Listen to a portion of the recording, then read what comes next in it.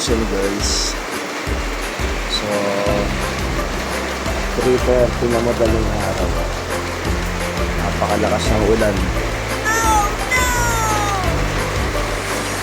Hindi natin alam kung anong mangyayari.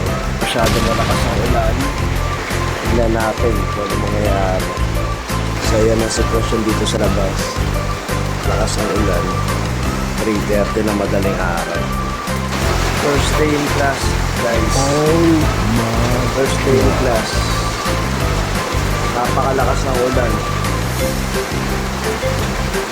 Unang araw ng pasok ng school ng mga bata. Abangan natin ang susunod na kabanata.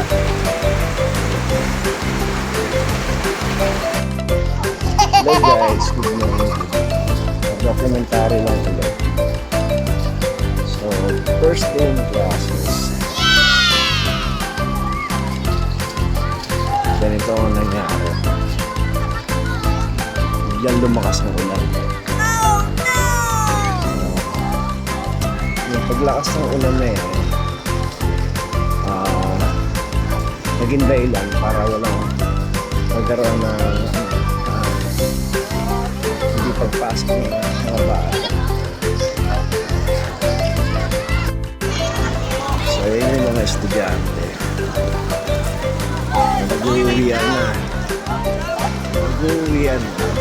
Lakas pa rin ang ulan. Kaya siksikan. Nigel!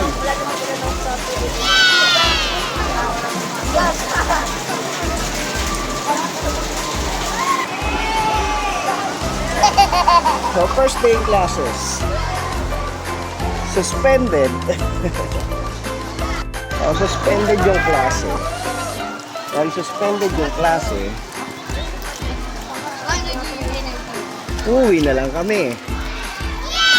Uwi na kami kaya ito, malakas ang ulan, basang-basa kami lahat.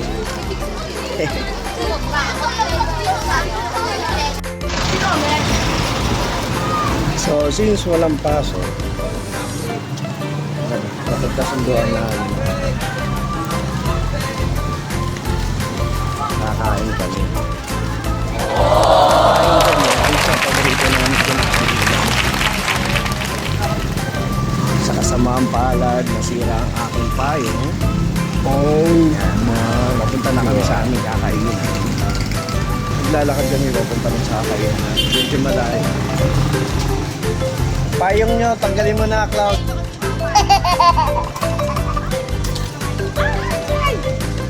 Yun.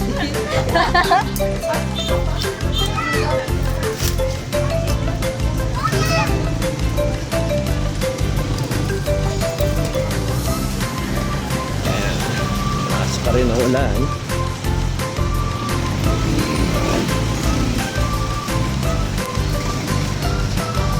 So yan guys, dahil wala nga pasok, suspended ang school ngayon. Kakain kami rito sa isang sikat at pinakamatandang nagtitinda ng pansit Malabon. Dito lang yan sa may barangay Diwa, Tansa, Cavite.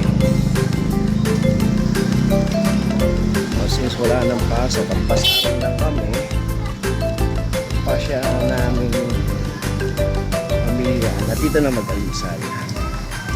Walking distance lang po sa school pero mga 3 to 5 minutes ang layo pag kailangan.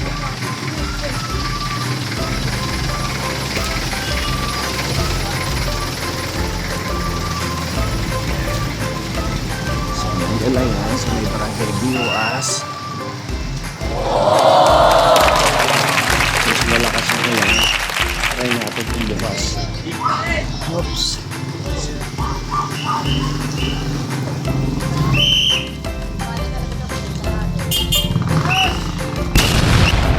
Dahil lunos na yan, wala kami makakainan. No choice kundi mag-Jollibee. Baka naman. Ha? Tayo. Next time. Hindi ko alam. Wala. Wala. Paano? Babae lang yun. Bye-bye. dahil walang pasok, napilitan kaming kumain dito sa may mamihan. Dahil walang pasok sa school, dito kami bumagsak. Mamihan. Ang sarap. Kain tayo. Nay, kain tayo. Paano? Bye-bye.